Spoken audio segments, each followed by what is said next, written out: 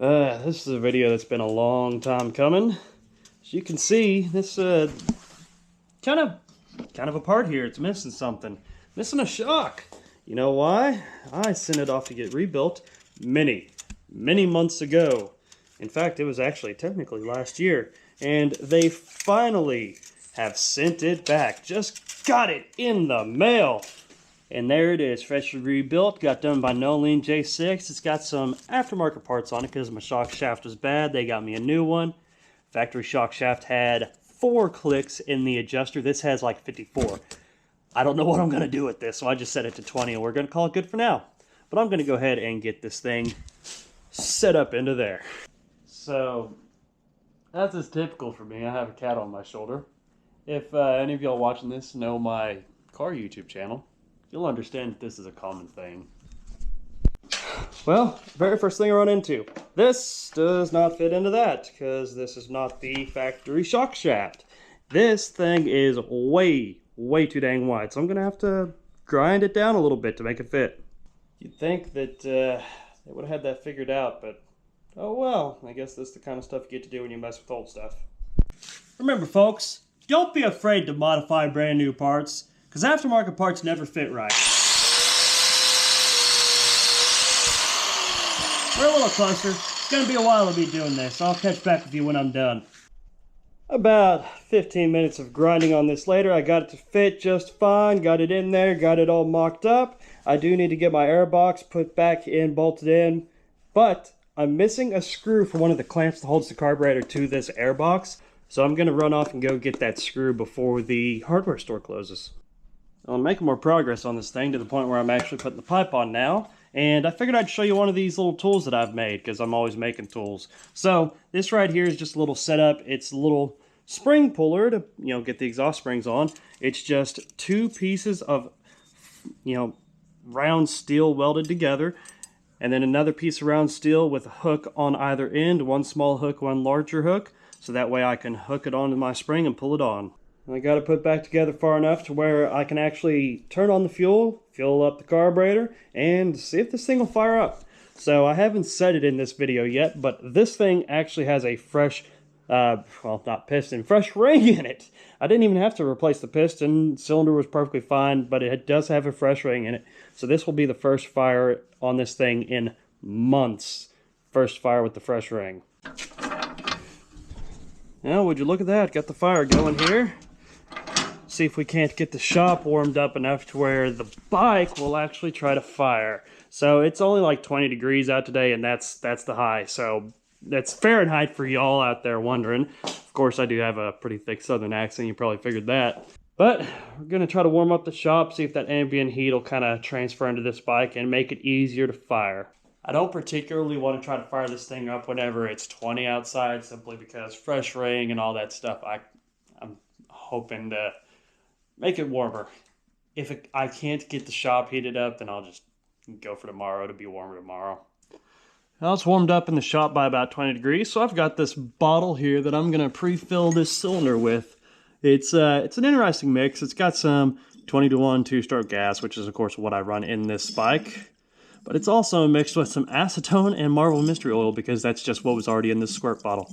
So that right there ought to be enough to kind of help kickstart this bike and make it fire up. We'll go ahead and reinstall my plug, which is the same one that it used to run. Known good plug. And here in a bit, we'll try to kick it over. What do y'all think of that view? You even get to look at a nice little tail light. It's you're on my KDX, by the way, just so we're all clear here. Prepare to let the cold in. Alrighty then. Yeah. This thing feels heavy no matter what you do. Whew. That's right, this thing needs rear shoes. Alright. First kick, second.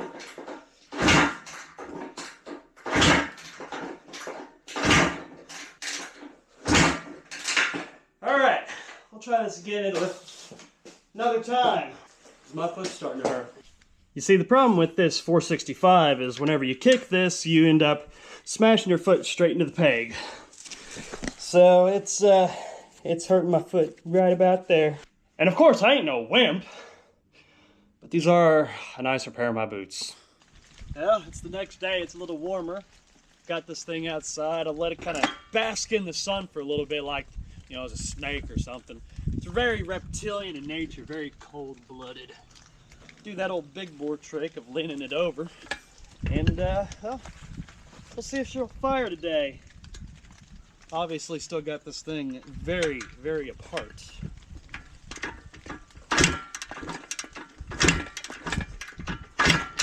Alright, you know what this means? I'm gonna get something to give me a leg up.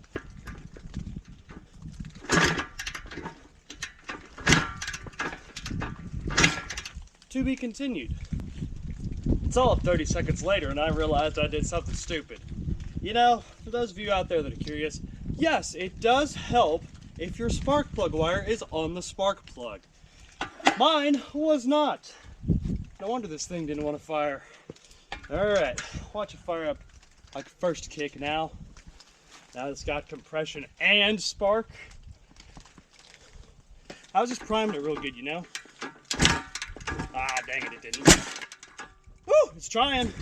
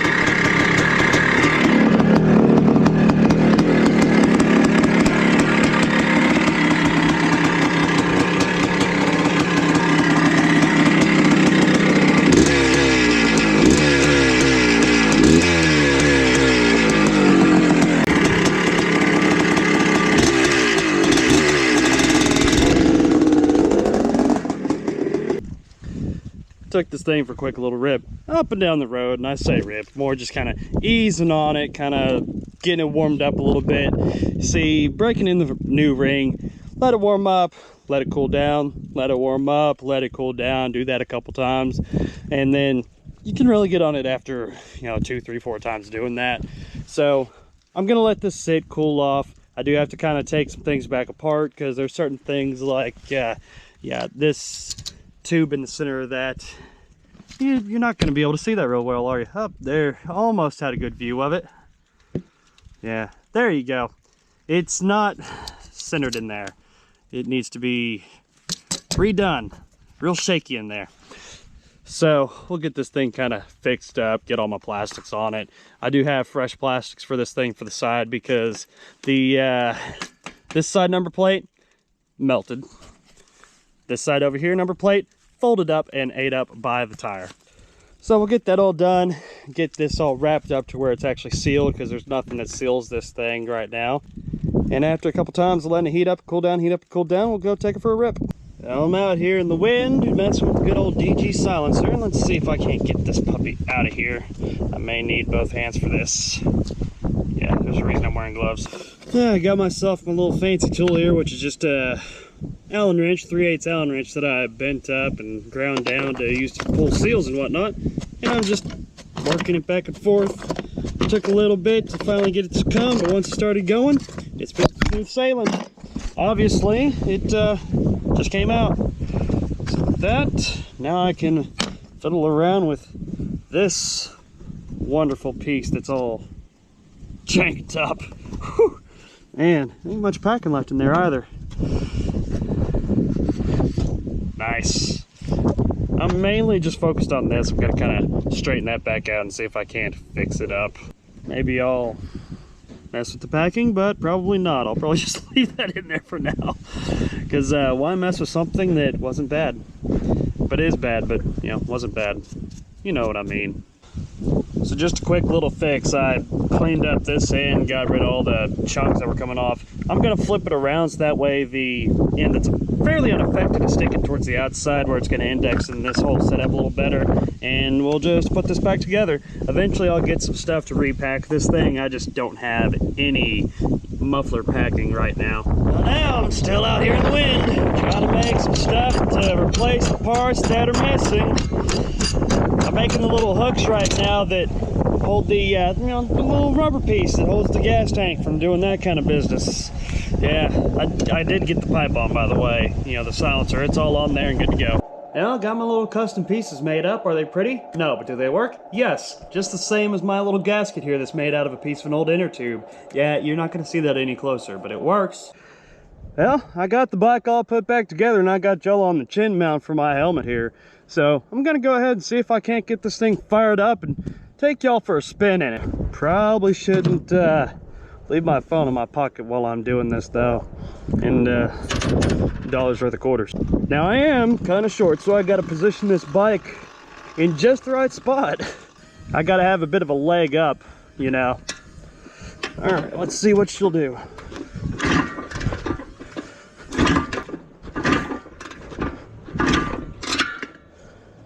All right, maybe I need more of a leg up. But it wasn't a rock, it was a rock lobster. Extra footing.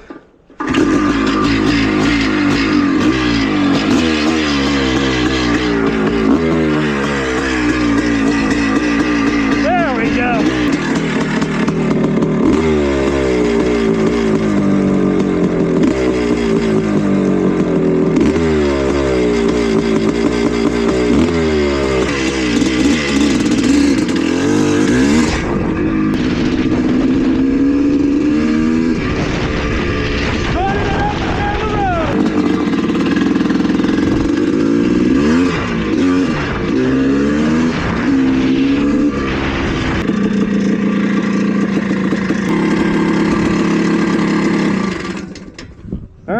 Let this thing cool down for a little bit. I'm gonna adjust my throttle so that way I can actually pull the brake far and it not just hit the housing, and put some rear shoes on this thing while it cools down. Well, we're back over here on the bike, and well, you can't really see, but there's a cat on my shoulder currently. I'm gonna see if I can't coax him. There we go, now he's on the car. So went ahead, got this thing, got some fresh brake shoes in the back. While I was doing that, I did have to replace a wheel bearing, and that was quite a bit of fun. I should have recorded it for y'all, but there's certain things I do that y'all don't need to see. But we'll give this thing a start here. Seeing as how it's ran today, it ought to be a little easier to fire up. Just make sure and get on a section where I have a good vantage. All right, now I feel like I actually have some height to me.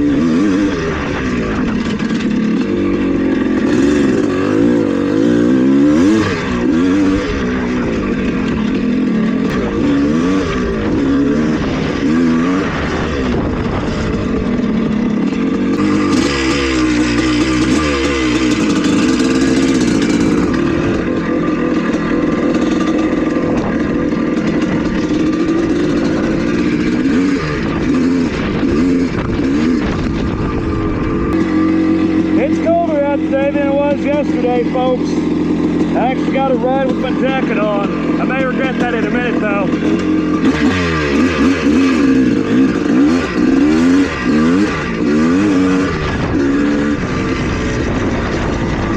Man, lugging in third and it's still pulling the wheels.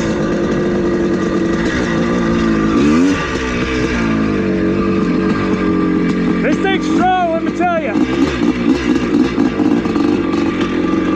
It's a handful.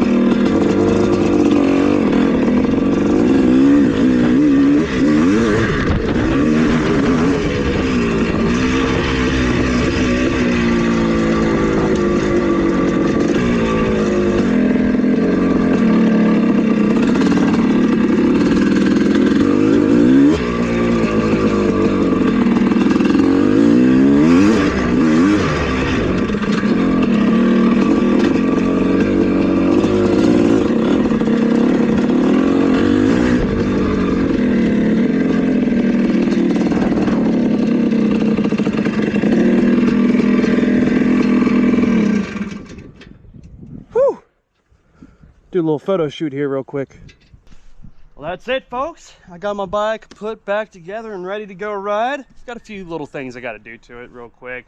I kind of halfway set the sag earlier, but I'm out here by myself, so I just basically just lowered it down to where it wasn't on the bump stop, sitting here at rest. So once I get some help, I'll set the sag, put some, put my graphics on the sides. That way you can actually tell it's going to be a 465, not just this blank piece. And I may put some numbers back on this thing, because she is a race bike, number 171. But you know what? I'm happy. I finally have the only bike that inspires me to ride. It's back running, and it's running strong. I tell you, this thing is a wheelie machine if you let it be. It's hard to keep this front tire down on the ground at times, which is a lot of fun considering I race this thing through the trails. So next time I give y'all an update on this thing, I'm gonna make sure and actually go ride it. I gotta let it dry out a bit because we've, you know, just getting off this winter storm we just had. The ground is gonna be moist in my riding spot. It's gonna be impassable at spots. So let it dry out a little bit and go clear some trail, and then I'll take y'all for an actual ride on this thing.